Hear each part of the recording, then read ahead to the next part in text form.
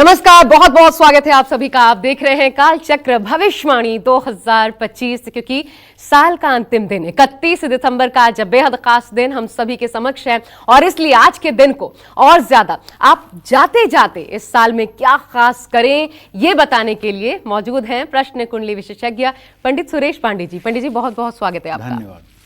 जी हाँ, तो आज है साल का आखिरी दिन और हम सभी को नए साल से बहुत बहुत उम्मीदें हैं। लोग इस बात के लिए क्यूरियस हैं कि साल 2025 उनका कैसा रहने वाला है, कौन से ग्रह अपना शुभ या फिर अशुभ प्रभाव उन पर दिखाने वाले हैं। और इसलिए 2025 में आपके ग्रहों की चाल का पूरा हाल बताएंगे आज पंडित सुरेश पांडे जी। तो काल चक्र पूरे 1 घंटे बहुत ध्यान से देखिए और टीवी छोड़कर कहीं मत जाइए। अपनी चर्चा को हम शुरू करने से पहले आप जानते हैं जैसा कि शुभ मुहूर्त के साथ शुरुआत करते हैं, तो आज आखिरी दिन पर शुभ मुहूर्त क्या है आइए जान लेते हैं पंडित जी से। पंडित जी, आज 31 दिसंबर 2024 दिन मंगलवार है। आज पौष शुक्ल पक्ष की प्रतिपदा तिथि रात 3:21 तक है। इसके बाद द्वितीया तिथि शुरू होगी।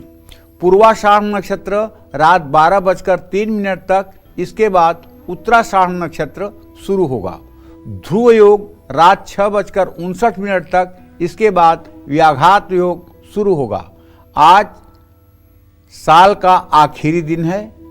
आज के कुछ अशुभ मुहूर्त भी हैं, जैसे मंगलवार है तो राहु काल रहेगा दोपहर 3 बजे से शाम 4:30 बजे तक, और यमगंड काल सुबह 9:47 से सुबह 11:07 तक, और गुलिक काल दोपहर 12:24 से दोपहर 1:42 तक। इन अशुभ समयों में किसी नए कार्य का शुभारंभ करने से बचना चाहिए। जय मां विंध्यवासिनी। बहुत मशहूर पंक्तियां हैं कि आने वाला पल जाने वाला है, हो सके तो इसमें जिंदगी बिता दो, कल ये जो आने वाला है। तो इसलिए आज किया गया कौन सा ऐसा काम आपके कल को 2025 को शुभकारी बना दे। आज का दिन आप कैसे व्यतीत करें। 31 तारीख है आज और साल का आखिरी दिन। तो आज आपको ये ढेरों उपाय बताने के लिए पंडित सुरेश पांडे जी हमारे साथ मौजूद है। इसलिए चलिए अब अपनी इस खास चर्चा को हम शुरू करते हैं और सबसे पहले बात करते हैं मेष राशि के जातकों की। मेष राशि वालों पर 2025 में किन ग्रहों की शुभ अशुभ दृष्टि रहेगी, साथ ही इस साल कौन से ग्रह आपको फायदा पहुंचाएंगे, कौन सा ग्रह बड़ा नुकसान कर सकता है। आइए सबसे पहले राशि अनुसार शुरुआत करते हैं पंडित जी मेष राशि के साथ। आशा ऐसा है, जब भी अब देखो ये 2025 तो हमारा सनातनी नववर्ष तो है नहीं जी, लेकिन ये चूंकि पूरे विश्व का नववर्ष है, इसलिए हमें मानने में कोई गुरेज नहीं होनी चाहिए। हम भी इसको नववर्ष मान सकते हैं, क्योंकि वसुधैव कुटुंबकम को अगर हम मानते हैं कि पूरी वसुधा जो है हमारा कुटुंब है, पूरे वसुधा पर रहने वाले, पूरे पृथ्वी पर रहने वाले हमारे परिवार के हैं, तो पूरे संसार में जो मान्यता है उसे हम क्यों नहीं मानेंगे, हम भी मानेंगे। लेकिन हमारा जो नया वर्ष शुरू होता है वो विक्रम संवत से शुरू होता है, चैत्र शुक्ल पक्ष की प्रतिपदा से। जी जी। लेकिन आज यद्यप शुद्धम लोक विरुद्धम ना करणीयम ना चरणीयम, आज इस साल के नए साल के महत्व को महत्व दिया जा रहा है। ऐसे में हर आदमी के मन में एक जिज्ञासा होती है कि यार 2024 में तो बहुत तकलीफें रही, 2024 में सफलता नहीं मिली, बड़ा स्ट्रगल रहा, ये आने वाला साल कैसा होगा। ऐसा ही शायद कोई व्यक्ति होगा जो अपने नए साल को जानने का जिज्ञासु ना हो। सबके मन में एक जिज्ञासा रहती है कि ये आने वाला साल मेरे लिए कैसा रहेगा। तो मैंने सोचा कि 2025 शुरू होने के पहले ही आज 31 दिसंबर को ही बताऊं कि आपका आने वाला नया साल कैसा रहेगा, और अगर कुछ ऊपर नीचे है तो उसमें क्या आप ऐसा कर लें कि आपका जीवन मंगलमय बन जाए। आज हमारा कार्यक्रम इसी पर आधारित है जी। तो साल की शुरुआत से 14 मई तक, देखिए मेष राशि के जातकों को बता रहा हूं, साल के शुरुआत से 14 मई तक बृहस्पति आपके धन भाव में गोचर करेंगे। ये गोचर शुभकारी है। नौकरी कारोबार में सफलता, भाग्य में वृद्धि, धन लाभ, परिवार में सुख शांति, पढ़ाई में सफलता और कुटुंब की वृद्धि। 14 मई के बाद बृहस्पति आपके राशि से तृतीय भाव माने मिथुन राशि में गोचर करेंगे। इस समय भी शुभ फल ही देंगे, और शुभ फल इसलिए देंगे कि तृतीय का बृहस्पति भाग्य भाव में धनु राशि को पूर्ण दृष्टि से देखेगा। भाग्य आपका साथ देगा, और मैं दावे के साथ कहता हूं कि 2025 में आपको मनचाही नौकरी मिलेगी, चाहे वो प्रतियोगी परीक्षा में आप अपीयर हो रहे हैं और चाहे प्राइवेट सेक्टर में। आमदनी में बढ़त होगी, कारोबार में सफलता मिलेगी, संपत्ति और गाड़ी का सुख इस साल आप पर शनि की पूरी कृपा के साथ रहेगी। शनि की 7.5 शुरू होगी आपकी। ये 29 मार्च 2025 को शनि की 7.5 शुरू होगी। 29 मार्च तक शनि आपके 11वें भाव में रहेगा, और 29 मार्च के बाद शनि आपके 12वें भाव में गोचर करेगा। शनि की 7.5 शुरू होने के कारण थोड़ा सा आपको मुश्किलों का सामना करना पड़ सकता है। क्यों? क्योंकि शनि आपके राशि में आते ही नीच राशि का हो जाता है। इसलिए 18 मई तक राहु आपके 12वें भाव में रहेंगे, और उसके बाद 11वें भाव में गोचर करेंगे, और केतु भी पहले 6ठे भाव में गोचर करेंगे, उसके बाद 5वें भाव में आ जाएंगे। तो राहु केतु 2025 में कुछ उतार चढ़ाव ला सकते हैं। जैसे अपनों से कलेश हो सकता है, बेवजह का क्रोध बढ़ सकता है, प्यार में धोखा मिल सकता है, भरोसा टूट सकता है। ये राहु केतु के कारण संतान को कष्ट मिल सकता है। मंगल का आपके 4थे भाव में भ्रमण करना ये भी शुभकारी नहीं है। तो मैं आपको बताऊं कि आपको करना क्या चाहिए। मेरे कहने से आप मानिए, पूरे साल हर शनिवार आप सुंदरकांड का पाठ करिए, और हर दिन आप हनुमान चालीसा का पाठ करिए। हनुमान जी के पैरों को मजबूती से पकड़ लीजिए।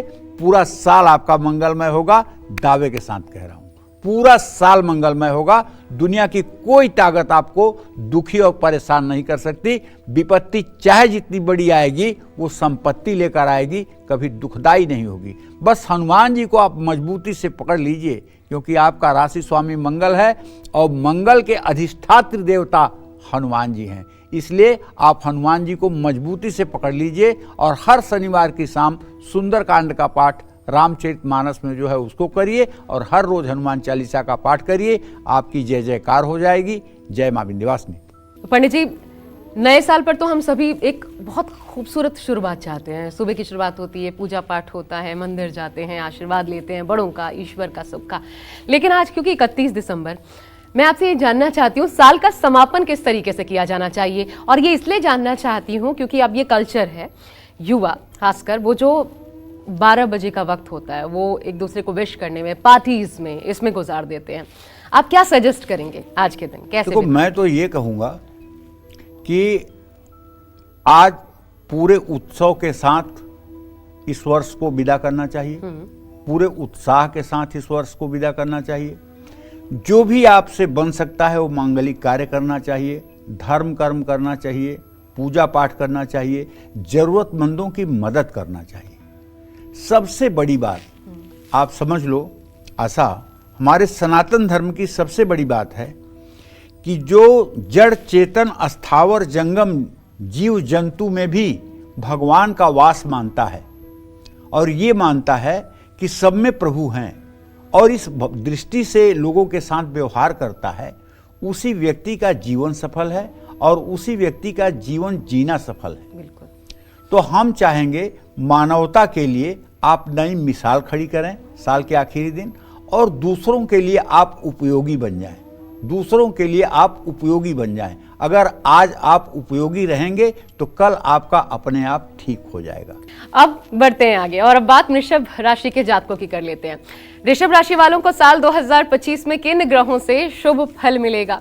कौन से ग्रह इनको बड़ा फायदा पहुंचाएंगे? आइए जान लेते हैं वृषभ राशि वालों के लिए। देखिए, साल की शुरुआत में बृहस्पति आपकी राशि में ही होंगे, जिससे शुभ अशुभ दोनों फल मिलेगा। आर्थिक फैसलों में थोड़ा सावधानी बरतनी पड़ेगी, निवेश से आपको बचना चाहिए। लेकिन 14 मई से जब बृहस्पति आपके दूसरे भाव में गोचर करेंगे, जिससे शुभ फल मिलेंगे, आर्थिक लाभ होगा, काम में सफलता मिलेगी, शादी का योग बनेगा, पढ़ाई में सफलता मिलेगी, संपत्ति का सुख मिलेगा। और 29 मार्च 2025 से शनि का आपके 11वें भाव में गोचर शुभता लाएगा। त्रिषष्टाय गते पापो जन्मांगो शोभना भवेत्। भाग्य का साथ मिलेगा, कारोबार में मुनाफा होगा, नौकरी बदलने का योग होगा, निवेश से लाभ होगा, विदेश में संपत्ति, सुख, रुका धन मिलेगा। इस समय पर आपको अवैध तरीके से भी धन प्राप्ति के बहुत साधन मुहैया होंगे, लेकिन बहुत सावधान रहिएगा।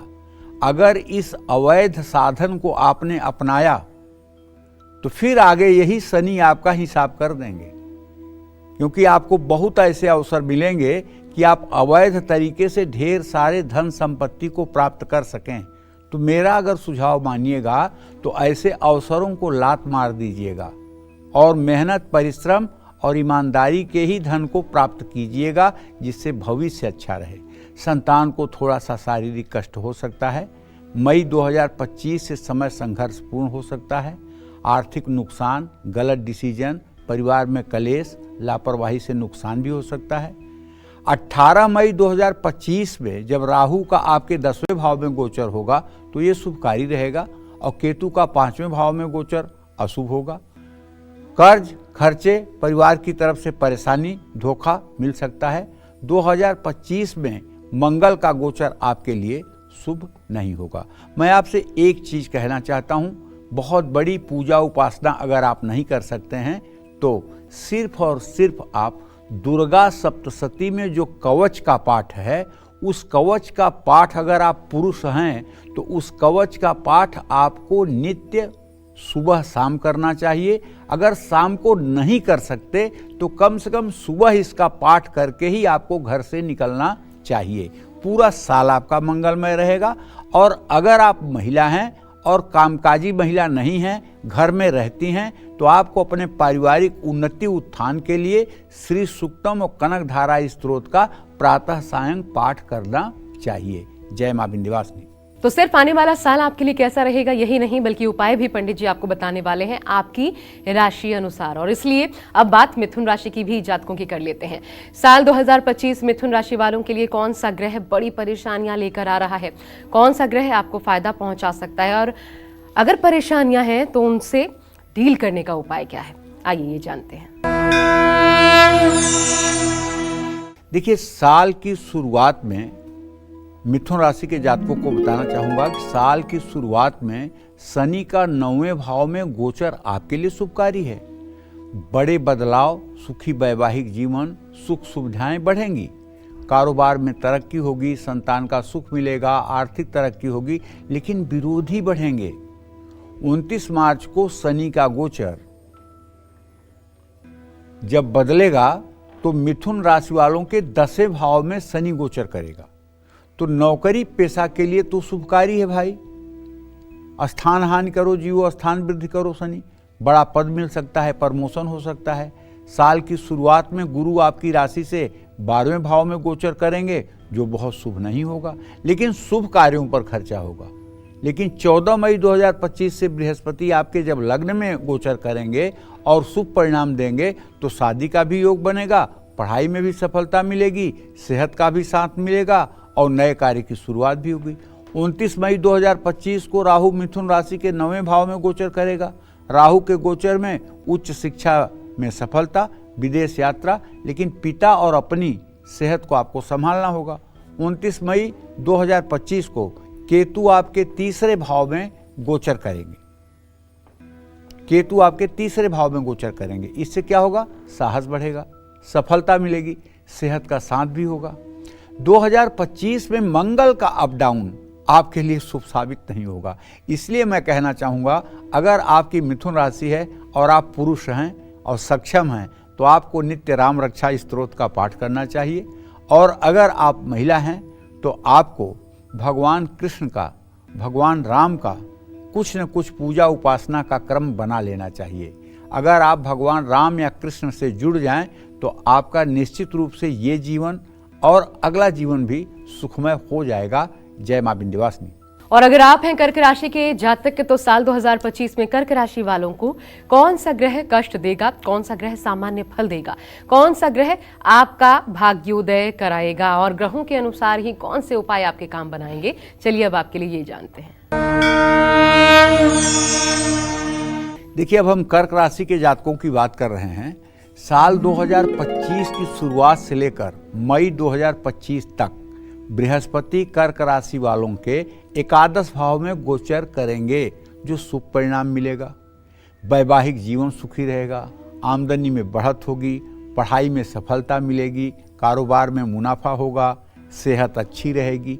लेकिन मई के बाद बृहस्पति के कारण जब गोचर बदलेगा तो यात्रा से कष्ट होगा, दोस्तों से मतभेद होगा, अपयश मिलेगा, संतान को शारीरिक कष्ट मिल सकता है। और वहीं 29 मार्च तक शनि के कारण आपको थोड़ी तकलीफ भी हो सकती है, क्योंकि ये शनि की ढैया तो है ना 29 मार्च तक, और ये उतरती हुई ढैया बड़ी पीड़ा कारक होती है। इसलिए मैं ये नहीं कह सकता कि 29 मार्च 2025 तक आपकी सारी मनोकामना पूरी होगी। कुछ दिक्कतें हो भी सकती हैं। इसके लिए आपको रोज ओम संग शनश्चराय नमः इस मंत्र का 108 बार जप कर लेना चाहिए। और 29 मार्च से शनि जब आपके 9वें भाव में गोचर करेगा तो ये गोचर आपके लिए शुभकारी हो जाएगा। इस समय आपको शनि की ढैया से भी मुक्ति मिल जाएगी, शादी का योग बनेगा, मान सम्मान में बढ़त होगी, संपत्ति और गाड़ी खरीदने का भी योग बनेगा। लेकिन 2025 में राहु केतु का गोचर आपके लिए किसी भी तरह से शुभ नहीं है। मई 2025 से राहु आपके 8वें और केतु आपके दूसरे भाव में गोचर करेंगे। इन दोनों ग्रहों का गोचर अशुभ हो सकता है। खर्च संभालिएगा, बचत करने में दिक्कत आएगी, निवेश से नुकसान होगा, लालच से बचिएगा, रिश्तों में उतार चढ़ाव और ग्रहों की दशा के कारण साल का आखिरी महीना मुश्किलों से भरा हो सकता है। मंगल भी आपको इस साल अशुभ फल देगा। इसके लिए देखिए, यदि आपकी कर्क राशि है, मैं तो आपसे यही कहूँगा कि साल में जब भी हो सके आपको किसी शिवालय में जाकर रुद्राभिषेक कराना चाहिए, शिव मंदिर में दूध और चीनी दान करना चाहिए। और हर समय जब भी घर पर आपको सुविधा हो, अन्य देवी देवताओं के साथ ओम नमः शिवाय, श्री सांब सदाशिव, इन मंत्रों का यथासंभव आपको जप कर लेना चाहिए। जय मां विंध्यवासिनी। 2025 में कौन सा ग्रह आपका भाग्य जगाएगा, कौन सा ग्रह दुर्भाग्य बढ़ाएगा, कौन सा ग्रह खुशियां लाएगा और कौन सा ग्रह दुख देकर जाएगा। साल 2025 आपको किन ग्रहों से रहना है, संभल कर, ये सब बता रहे हैं आज आपको पंडित सुरेश पांडे जी। और अब अपनी चर्चा को हम आगे बढ़ाते हैं और बात करते हैं सिंह राशि के जातकों की। इस साल सिंह राशि वालों को कौन से ग्रह परेशान करेंगे और कौन से ग्रह बड़ा फायदा भी आपका करवा सकते हैं और कैसे, जानते हैं। ज्योतिष शास्त्र में एक सिद्धांत है, ग्रहा राज्यम प्रयक्षंतिम ग्रहा राज्यम हरंति च ग्रहैर्व्याप्तम मिदं सर्व त्रैलोक्य सचराचरम। इस त्रिलोकी में, माने इन तीनों लोकों में जो कुछ भी हो रहा है, जो कुछ भी घटित हो रहा है, वो कहीं न कहीं ग्रहों से प्रभावित है। कोई छोटी घटना हो या बड़ी घटना हो, अस्थावर जंगम जड़ चेतन सबके साथ, चाहे समुद्र का ज्वार भाटा हो और चाहे उल्कापात हो, चाहे तूफान हो, सब ग्रहों के संबंध से ही होता है। और जो लोग ग्रहों के इन मतलब की रूपों से परिचित हैं, वो लोग हर मिनट हर सेकंड चमत्कृत होते हैं ग्रहों के इस प्रभाव को जान करके। तो कहने का मतलब ये है कि जैसे पंडित जी, लेकिन मैं फिर एक बात आपसे जरूर जानना चाहती हूँ, वो ये कि जब इतना कुछ पता लगता है, हर चीज पर, जड़ चेतन सब पर असर होता है, तो फिर क्योंकि एस्ट्रोलॉजिस्ट तो इसका अच्छा अध्ययन कर पाते हैं, उसको रोकने का, उसको ऐसे प्राकृतिक आपदाओं को उनको रोकने का फिर कोई साधन नहीं होता? देखो बेटा, इसके लिए हमारा शास्त्र कहता है कि सुनहु भरत भाभी प्रबल बिलखि कहूँ मुनिनाथ हानि लाभ जीवन मरण जस अपजस विधि हाथ। 6 चीजें ऐसी हैं जो विधाता ने अपने हाथ में रखी हुई है, हान, लाभ, जीवन और मरण, यश और अपयश, ये विधाता ने अपने पास संभाल के रखी है। मनुष्य को सिर्फ कर्म करने का अधिकार है, कर्मण्येवाधिकारस्ते माँ फलेषु कदाचन माँ कर्मफल हेतुर्भुर्मा ते संगोत्सव कर्मणि। जैसे आपको मान लीजिए कि कहीं दूसरे प्रांत से, बॉम्बे से आप आ रहे हो दिल्ली, आपको पता है कि दिल्ली में ठंड ज़्यादा है, बम्बई में ठंड नहीं है, तो आप अगर थोड़ा सा आप अपने लिए ऊनी कपड़े लेकर आएंगे तो दिल्ली के ठंड से आप बच जाएंगे। ऐसा तो नहीं होगा कि दिल्ली में ठंड नहीं पड़ेगी, ठंड तो पड़ेगी, लेकिन अगर आप कपड़े लेकर के आए हुए हैं तो आपको ठंड से तकलीफ नहीं होगी। उसी तरह से जो ज्योतिषीय उपाय हैं वो उन विडंबनाओं को आने से रोक नहीं सकते हैं, लेकिन उनके प्रभाव को कम कर सकते हैं। अच्छा, उनका जो मतलब कि प्रभाव दुखद होना है वो कम अंश में निपट जाएगा। ये तो कोई नहीं कह सकता कि नहीं उपाय करने से गारंटी है कि वो परेशानी होगी ही नहीं। वो परेशानी जरूर होगी, लेकिन थोड़े मात्रा में होगी और सहनशीलता के अंतर्गत होगी। इस रूप में कहें कि सामर्थ्य ईश्वर इतना दे देगा कि आप उसको सह पाएंगे। हाँ। तो कहते हैं ये कि साल 2025 की शुरुआत आपके लिए शुभ रहेगी। मध्य थोड़ा संघर्षपूर्ण रह सकता है। साल की शुरुआत में बृहस्पति आपके 10वें भाव में गोचर करेंगे।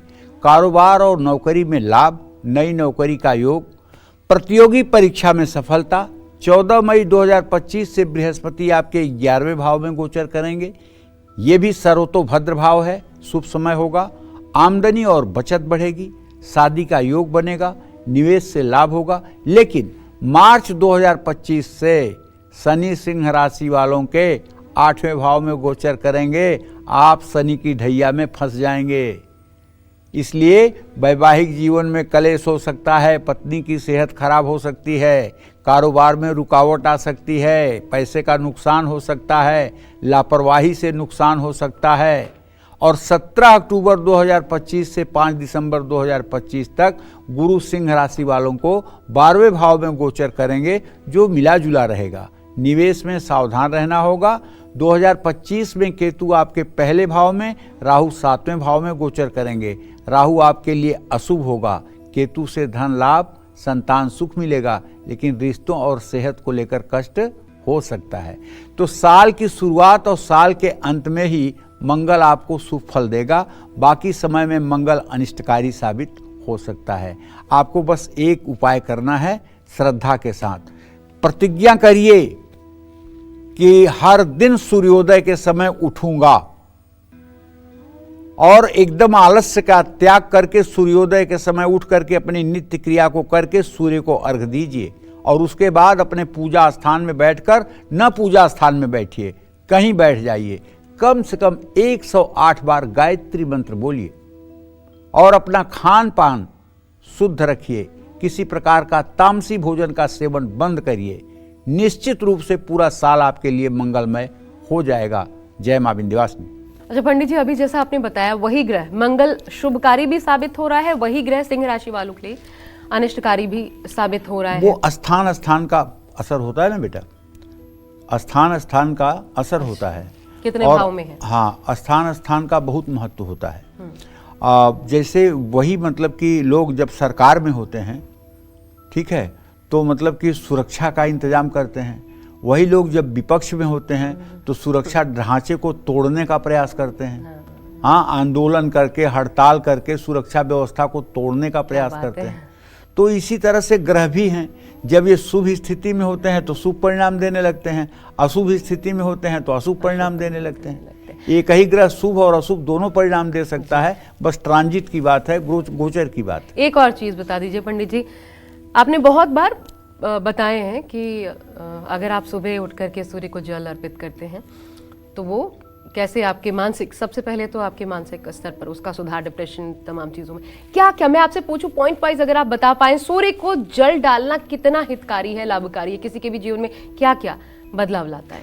जिस तरह से मनुष्य को जीने के लिए प्राणवायु की आवश्यकता है, अगर ये श्वास 1.5 मिनट के लिए रोक दी जाए तो मनुष्य मर जाएगा। जिसका प्राणायाम सिद्ध होगा वो 2 मिनट 20 सेकंड तक जी लेगा, लेकिन जिसका प्राणायाम सिद्ध नहीं होगा, अगर 1.5 मिनट के लिए सांस रोक दी जाए तो उसका राम नाम सत्य हो जाएगा। ठीक है, उसी तरह से मनुष्य के लिए सूर्य आवश्यक है, प्राणवायु की तरह। सूर्य की रश्मियां हमारे आत्मविश्वास को बढ़ाती हैं, हमारे शरीर के रोगों को मिटाती हैं, और सबसे बड़ी बात, किसी के अंदर अगर धैर्य है तो सूर्य के द्वारा निर्मित है। अगर आत्मविश्वास है तो सूर्य के द्वारा है। रोगों को भी दूर करता है। रोगों को दूर करने की पूरी क्षमता है। चाहे जितना चर्म रोग का बड़ा रोगी हो, अगर वो रविवार के दिन सूर्य की उपासना, गायत्री का हवन करे, गायत्री की उपासना भी सूर्य की उपासना है, समझ रही हो, गायत्री का हवन करे और सूर्य का व्रत करे, रविवार का व्रत करे और सूर्य की उपासना करे, चाहे जितना बड़ा चर्म रोगी हो वो चर्म रोग से मुक्त हो सकता है। चाहे जितना बड़ा मानसिक डिप्रेशन का शिकार हो वो मानसिक रोग से मुक्त हो सकता है। हड्डियों की कितनी बड़ी समस्या हो उससे मुक्ति मिल सकती है। तो सूर्य, हाँ, इसीलिए सनातन धर्म में संध्या वंदन का महत्व है और संध्या का पहला कर्म होता है सूर्य को अर्घ्य देना, उसके बाद प्राणायाम करना, उसके बाद गायत्री करना। ये संध्या के 3 कर्म प्रातः सायं दोनों समय के लिए शास्त्रों में कहे गए हैं। इसीलिए सूर्य की उपासना सबसे प्रमुख उपासना मानी जाती है। तो यानी कि एक चीज तो जरूर मुझे कालचक्र के दर्शकों से कहना चाहिए कि अगर आप कालचक्र देखते हैं तो इतना रेजोल्यूशन तो आप भी ले ही लीजिए, नए साल में सूर्य को अर्घ्य देना शुरू करेंगे, क्योंकि सिर्फ और सिर्फ इसमें अगर बेनिफिट किसी का है तो वो आपका। और अब चलिए कन्या राशि के जातकों की बात कर लेते हैं। देखिए, कन्या राशि के जातकों को बताना चाहूंगा कि साल की शुरुआत आपके लिए अच्छी रहने वाली है। साल की शुरुआत में गुरु आपके 9वें भाव में माने भाग्य स्थान में गोचर करेंगे। 14 मई 2025 से गुरु 10वें भाव में गोचर करेंगे। अक्टूबर 2025 से दिसंबर 2025 तक गुरु ग्रह आपके 11वें भाव में गोचर करेंगे। इन तीनों समय में गुरु ग्रह का गोचर आपके लिए शुभ होगा, काम बनेगा, धन लाभ होगा, कार्य क्षेत्र में उन्नति होगी, नई नौकरी, संतान सुख, विदेश यात्रा, विद्यार्थियों को लाभ भी मिलेगा। 29 मई 2025 से राहु आपके 6ठे भाव में, केतु आपके 12वें भाव में गोचर करेंगे। राहु केतु का ये गोचर भी आपके लिए शुभकारी होगा। विरोधियों पर सफलता, विदेश से लाभ, मांगलिक कार्य, शादी हो सकती है, लेकिन खर्च बढ़ने का प्रबल योग है और उल जलूल खर्चे बढ़ सकते हैं। 6 जून से 13 सितंबर तक मंगल से आपको सावधान रहना होगा, सेहत संभालनी होगी, कार्यों में रुकावट आएगी और वैवाहिक जीवन में अनबन की स्थिति बन सकती है। देखिए, आपको करना यह है कि आपकी कन्या राशि है, आपको सदैव भगवान गणेश की पूजा करनी चाहिए और जब भी संभव हो तो आपको अपने घर में भगवान गणेश की पूजा को उत्सव के रूप में मनाना चाहिए। उत्सव का मतलब कि आप अपने इष्ट मित्र और रिश्तेदारों को बुला करके किसी महीने में गणेश चतुर्थी के दिन एक मिट्टी की गणेश प्रतिमा ला करके, इतनी बड़ी 1 फीट की, और उसका विधिवत षोडशोपचार पूजन करना चाहिए। 1000 लड्डू और 1000 दूर्वा समर्पित करना चाहिए। इससे आपकी सारी मनोकामना पूरी होगी और पूरा वर्ष आपका मंगलमय होगा। जय मां विंध्यवासिनी। और अब बारी है तुला राशि के जातकों की। तुला राशि वालों को साल 2025 में किन ग्रहों का साथ मिलेगा, कौन से ग्रह आपकी जिंदगी संवार देंगे और कौन से ग्रह आपका काम भी बिगाड़ सकते हैं आपके लिए। देखिए, तुला राशि के जातकों को बताना चाहूंगा कि साल की शुरुआत में बृहस्पति आपके 8वें भाव में गोचर करेंगे। 14 मई 2025 से गुरु आपके 9वें भाव में गोचर करेंगे। तो अक्टूबर 2025 से दिसंबर 2025 तक गुरु आपके 10वें भाव में गोचर करेंगे। अतिचारी होंगे और शुभ साबित होंगे, प्रयास सफल होंगे, नौकरी में ट्रांसफर, मान सम्मान बढ़ेगा, बिजनेस से लाभ, मजबूत आर्थिक स्थिति, सेहत का साथ। लेकिन मार्च 2025 से शनि आपके 6ठे भाव में गोचर करेंगे और ये रोग शत्रु का स्थान है। यहां आपको निराशा मिल सकती है। कार्य क्षेत्र में चुनौतियां, प्यार में असफलता, धोखा, रिश्तों में कड़वाहट, कलेश, आपके खिलाफ षड्यंत्र हो सकता है। समय की बर्बादी हो सकती है। 29 मई 2025 से राहु आपके 5वें भाव और केतु आपके 11वें भाव में गोचर करेगा। राहु केतु का गोचर भी मुश्किलें बढ़ा सकता है। संतान से कष्ट, आमदनी में कमी, पार्टनरशिप से नुकसान, घर में कलेश, निवेश में जोखिम की संभावना है। मंगल के कारण आपको पूरे साल कभी शुभ तो कभी अशुभ फल मिलेंगे, लेकिन आप विश्वास करिए, यदि आप तुला राशि के जातक हैं तो सिर्फ और सिर्फ भगवती दुर्गा का आश्रय ले लीजिए और भगवती दुर्गा की जो भी उपासना आपसे बन सके उसे कल यानी 1 जनवरी से नियम बना लीजिए करने का। चाहे दुर्गा चालीसा, विंध्येश्वरी चालीसा का पाठ सुबह शाम कर लीजिए अगर समय कम है आपके पास, और समय है तो कवच का पाठ करिए, दुर्गा अष्टोत्तर शतनाम का पाठ कर लीजिए, सिद्ध कुंजिका स्तोत्र का पाठ कर लीजिए। अगर और समय है तो दुर्गा सप्तशती के 4थे अध्याय का पाठ कर लीजिए। अगर खूब समय है तो संपूर्ण दुर्गा सप्तशती का पाठ कर लीजिए।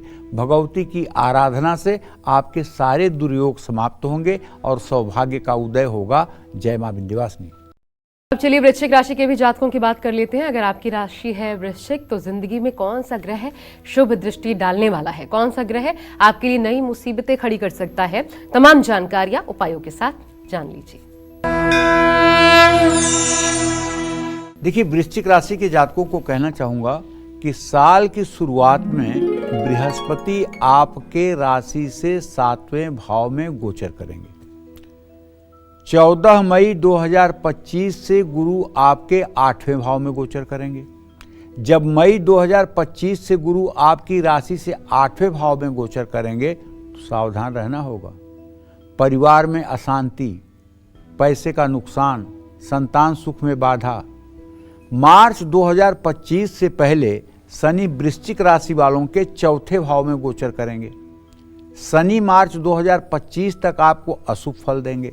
संपत्ति विवाद, अपनों से वियोग, माता पिता की खराब सेहत, मान सम्मान की कमी।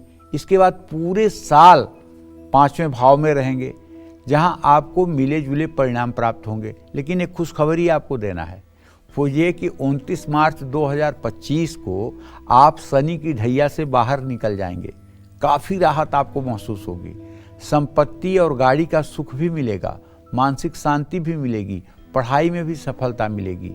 मई 2025 से राहु 4थे भाव में और केतु आपके 10वें भाव में गोचर करेंगे, जो थोड़ा सा कष्ट दे सकते हैं और ये कष्ट हो सकता है आपके माता पिता को हो।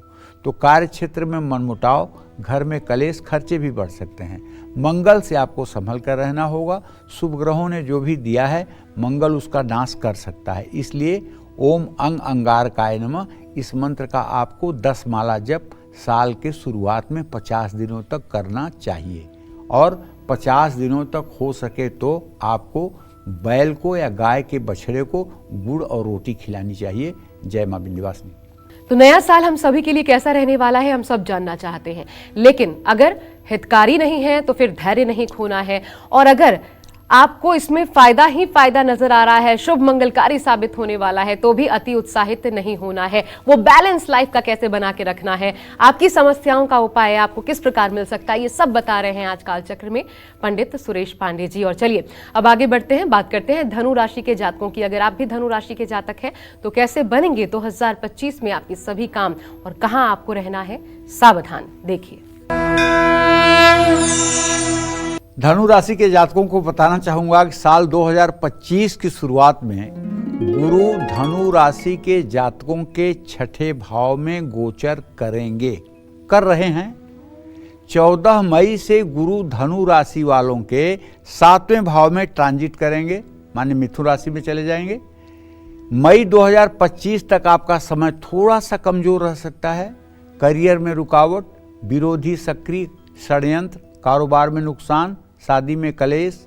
मई 2025 तक कारोबार में घाटा, जीवन साथी से मतभेद, पैसों के लेन देन में नुकसान।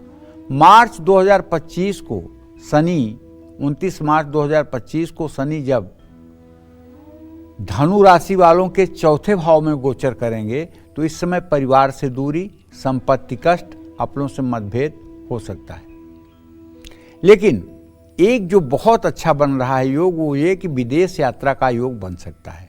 मई 2025 से राहु धनु राशि के 4थे भाव में और केतु 9वें भाव में गोचर करेंगे। राहु केतु के कारण पराक्रम में वृद्धि होगी, धन लाभ होगा, लेकिन पिता की सेहत का ध्यान रखिए। इस साल मंगल के गोचर से सावधान रहें। कानूनी मामले, कारोबार में बाधा, साझेदारों से तकलीफ, अपनों से मतभेद के योग बना सकते हैं। बस आपकी धनु राशि है तो मैं आपसे ये कहना चाहूँगा कि अगर हो सके तो आपको हर बृहस्पतिवार किसी धर्म स्थान में जा कर के कुछ दान पुण्य करना चाहिए और किसी जरूरतमंद को 1 दर्जन केला आपको दान करना चाहिए। अगर आप हर बृहस्पतिवार को केला दान करते रहेंगे तो आप विश्वास करिए पूरा साल आपका मंगलमय रहेगा। जय मां विंध्यवासिनी। और हमारे लिए इसी के साथ वक्त फिलहाल एक ब्रेक का हो चला है, लेकिन ब्रेक पर जाने से पहले पंडित जी एक चीज जरूर बता दीजिए जो अभी अभी आया भी था हमारी चर्चा के दौरान, कि क्या सच में ऐसा होता है, नजर लग जाती है? अगर कुछ अच्छा होने वाला है, आपने बता दिया मैं वही सोच रही हूँ वही सोच रही हूँ वही सोच रही हूँ, और पता चले काम बिगड़ जाता है, या फिर कुछ खराब होने वाला है तो मन में इतना डर समा जाए कि और खराब हो जाए। ऐसा होता है क्या? और अगर होता है तो फिर वो बैलेंस बताइए कैसे करें? ऐसा तो होता है। परम पूज्य गुरुदेव प्रेमानंद जी महाराज कहते हैं कि जो बनना है वो सोचो और जो सोचोगे वही बनोगे। जो बनना है वो सोचो और जो सोचोगे वही बनोगे। बिल्कुल। तो अगर हम सारा कुछ अपने जीवन को लेकर के नकारात्मक ही सोच लें तो नकारात्मक चीजें होने लगेंगी, और सारा कुछ सकारात्मक सोच लें तो सकारात्मक होने लगेंगी। हम सोचने के ही तो दरिद्र हैं, सोच की ही तो दरिद्रता है। मन एवं मनुष्याणाम कारण बंध मोक्ष हो। ये मन ही तो है जो बंधन और मोक्ष का कारण है। मतलब मैं ये जानना चाह रही हूँ पंडित जी कि आपने बताया कि आर्थिक लाभ होगा। हाँ। और जिसको पैसे की जरूरत है वो सोचे आर्थिक लाभ तो लिखा हुआ है। हाँ। अब वो उसी सोच में आर्थिक लाभ होगा लाभ होगा लाभ होगा, दैव और काम पर असर पड़ जाए। कादर मन कहु एक अधारा, दैव दैव आलसी पुकारा। आप कर्म करते रहिए, और मैंने एक बात बताया है फिर आज बता रहा हूँ, योग और भोग ये दोनों स्वतः प्राप्त होते हैं, ये परिश्रम से प्राप्त नहीं होते हैं। ये दोनों स्वतः चल करके व्यक्ति के पास आते हैं। योग और भोग ये दोनों चीजें अपने आप से आती हैं। जब आपके अंदर योग्यता विकसित होती है तब आपके पास ऐश्वर्य भी आता है और हर प्रकार की उपलब्धि। भोग माने विलासिता। तो योग्यता तो कर्म से ही विकसित होगी ना बेटा। कर्म करने की प्रेरणा आपको कौन देता है? कर्म करने की प्रेरणा भी आपको ऊपर से ही मिलती है। मनुष्य कठपुतली की तरह केवल भगवान की उंगलियों के इशारे पर नाच रहा है। सच ये है कि अगली सांस का पता नहीं है कि लाइव बुलेटिन करते हुए कौन कहाँ मतलब कि जो है खत्म हो जाएगा। समझ रहे हो ना? इसलिए हमें 3 चीजों का हर समय डर रहना चाहिए मन में। पहला डर हमें भगवान का, दूसरा डर हमें अपने धर्म और शास्त्र का, और तीसरा डर अपने गुरु का। कोई ऐसा कार्य न करें जो ईश्वर के दृष्टि में अनैतिक हो, कोई ऐसा आचरण न करें जो धर्म विरुद्ध या शास्त्र विरुद्ध हो, और कोई ऐसा काम न करें कि हमारे गुरु का नाम खराब हो। जैसे हम कोई गलत काम कर दें, ठीक है, तो दुनिया कहेगा अरे इनके तो गुरु फलाने थे, उनके पास जा रहे थे, तो गुरु का नाम अनायास खराब हो गया ना जी।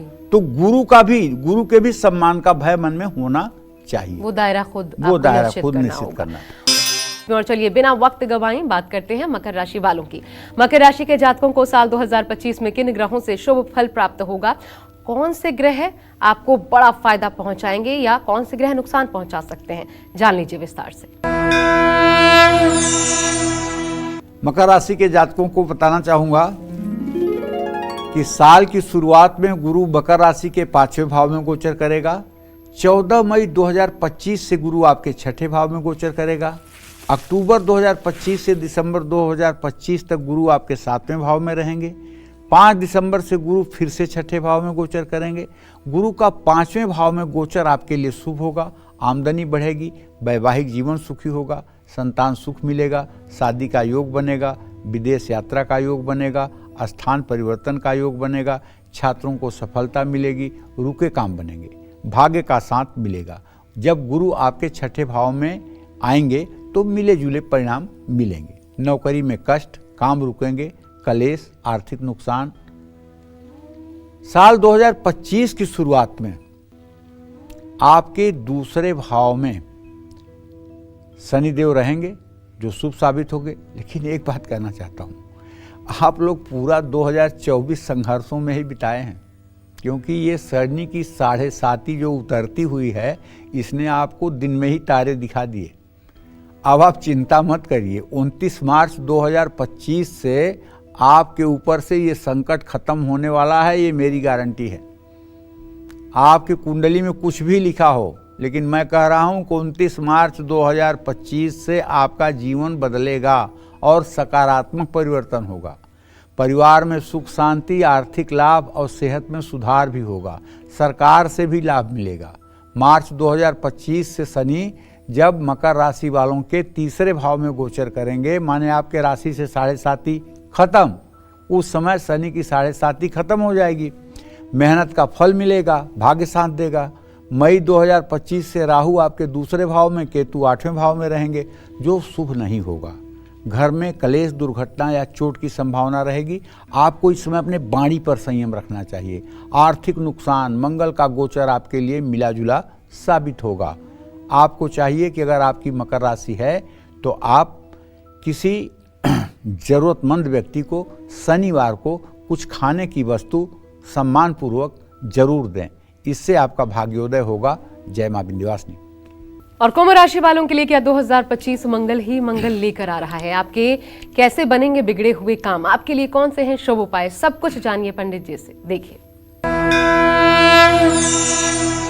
देखिए, कुंभ राशि के जातकों को बताना चाहूंगा कि साल की शुरुआत में गुरु आपके राशि से चौथे भाव में गोचर कर रहे हैं। ये समय शुभ है।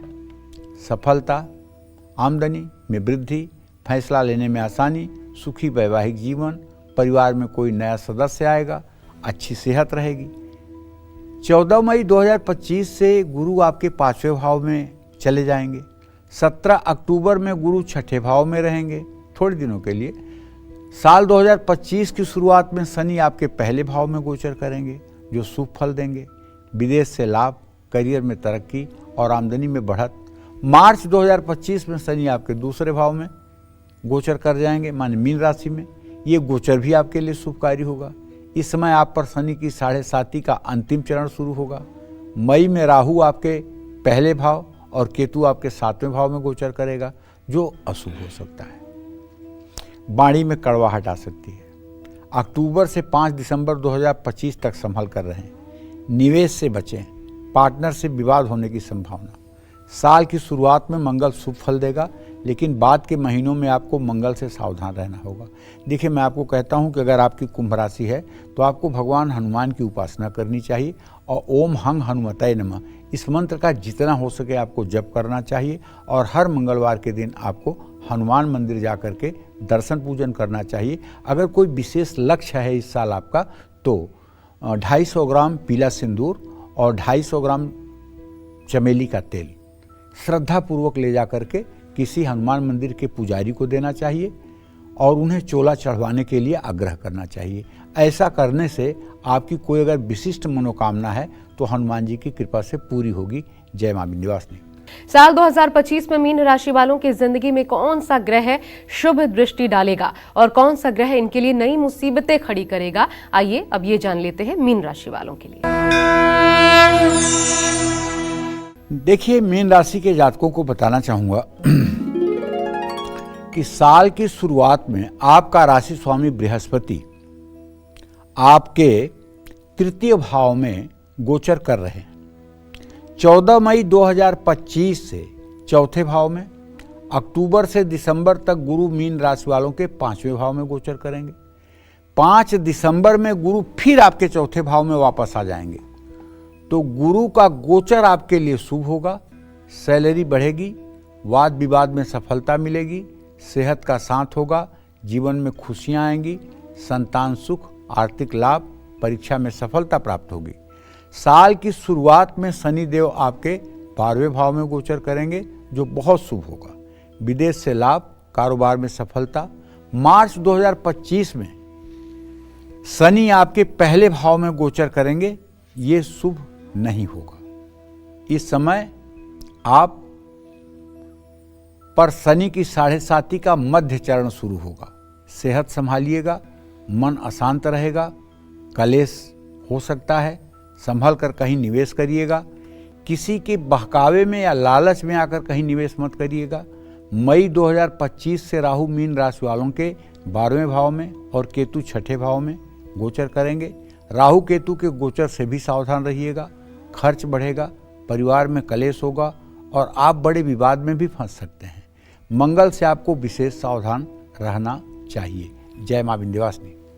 पंडित जी, लेकिन मीन राशि वालों के लिए उपाय रह गया। उपाय इनके लिए क्या है, क्या करना होगा कि सारे के सारे काम बने? देखो, मीन राशि के जातकों को बताना चाहूंगा कि आपका राशि स्वामी होता है बृहस्पति और आपके भाग्य भाव का स्वामी होता है मंगल। अगर आप नित्य ओम अंग अंगारकाय नमः, मीन राशि के जातक अगर ओम अंग अंगारकाय नमः इस मंत्र का नियमित 10 माला जब 50 दिन कर लें तो पूरा साल मंगलमय रहेगा और भाग्य हर समय साथ देगा। दूसरा काम ये भी कर सकते हैं, अभी नीच का मंगल है तो 5 किलो गेहूं का आटा और 1 किलो गुड़ ये किसी धर्म स्थान में ले जाकर के पुजारी को दान कर सकते हैं, इससे भी लाभ मिलेगा। गाय को गुड़ और रोटी मंगलवार को खिलाएंगे, इससे भी लाभ मिलेगा। ये सब मीन राशि के जातकों के लिए लाभकारी है। अच्छा पंडित जी, एक चीज और बताइए, जिनको राशि नहीं पता, क्योंकि हर बार हम उनके लिए भी पूछते हैं, या जो विश्वासी नहीं करते कि कौन क्या देखना है राशि, उनके लिए एक तो उनके लिए उपाय आप क्या बताएंगे? दूसरा, साल के अंतिम दिन हर आदमी कौन सा दान जो होता है सबसे ज्यादा सुटेबल होता है उस दिन करना? देखिए भाई, मौसम को देखते हुए इस समय सबसे अच्छा दान जो होता है शास्त्र में वो अन्न और वस्त्र का दान होता है। सब एक बार वस्त्र के लिए आदमी 1 घंटे 2 घंटे 4 घंटे रह सकता है, लेकिन अन्न के बिना 4 घंटे रहना भी मुश्किल हो जाता है। तो आप देखें कि अपने अगल बगल कोई ज़रूरतमंद अगर है जिसे अन्न की ज़रूरत है तो आप उसकी जो भी हो सके, आपकी जो भी सामर्थ्य हो उस हिसाब से सहयोग कर दें। सबसे बड़ा दान ये है। और यदि ठंड में किसी की ज़िंदगी परेशान हो रही है और आप कुछ गर्म कपड़े की व्यवस्था कर सकते हैं तो इसको भी कर दें। इससे बड़ा हमारे समझ से और कोई कार्य नहीं होगा। सबसे बड़ा कार्य है किसी ज़रूरतमंद की सेवा में अपना कुछ धन प्रयोग कर दें जी। इससे बड़ा कुछ नहीं हो सकता है। और जिनको राशि नहीं पता पंडित जी, उनके लिए? जिनको राशि नहीं पता है, राशि तो अपने प्रचलित नाम के हिसाब से अब सबको पता है। जिसको नहीं भी पता है उन सभी को चाहिए कि नए साल का स्वागत करें, पूरे साल किसी को दुख न पहुंचाएं, किसी को कष्ट न दें, किसी के साथ धोखाधड़ी न करें और क्रोध करने से बचें और पूरे साल अपने लक्ष्य को याद रखें, आलस्य से बचें, निश्चित रूप से मंगल हो। और साल के इस आखिर दिन पर हम जाते जाते वो एक मैसेज पंडित जी मैं जरूर चाहती हूँ आपके माध्यम से हमारे दर्शकों तक पहुंचे, जो कहा भी गया है दुर्गा सप्तशती में, जब देवता आराधना करते हुए माता को कहते हैं कि पापात्म नाम कृत धियाम हृदयेषु बुद्धि श्रद्धा सताम कुलजन प्रभवस्य लज्जा, तो वो क्या बताता है वो मैसेज? उस मैसेज का कहना यही है, देवता कहते हैं माता से कि हे माता, तुम पापियों के यहाँ दरिद्र रूप में, पापात्मना कृतधिया हृदयेषु बुद्धि, और कृतज्ञ लोगों के यहाँ बुद्धि के स्वरूप में विराजमान होती हो जी। और धार्मिक लोगों के यहाँ, श्रद्धावान लोगों के यहाँ लज्जा रूप में आप निवास करती हैं जी।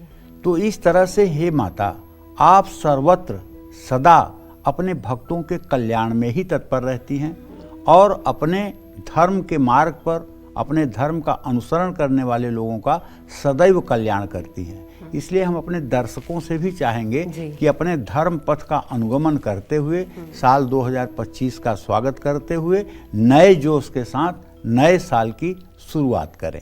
जय मां विंध्यवासिनी। यानी जो बोया वही काटेंगे, उसी आधार पर आपका भविष्य तय होगा। तो हर पल पूरी क्षमता के साथ और निष्ठा के साथ निष्ठावान होकर के बिताइए, ताकि आने वाला हर दिन आपके लिए शुभकारी हितकारी हो। और अगर कुछ खामियां हैं तो कैसे दूर होंगी, पंडित जी ने आपको राशि अनुसार एक एक जानकारी आप तक पहुंचा दी है। फिलहाल पंडित जी बहुत बहुत धन्यवाद दर्शकों को इतनी महत्वपूर्ण जानकारियां देने के लिए।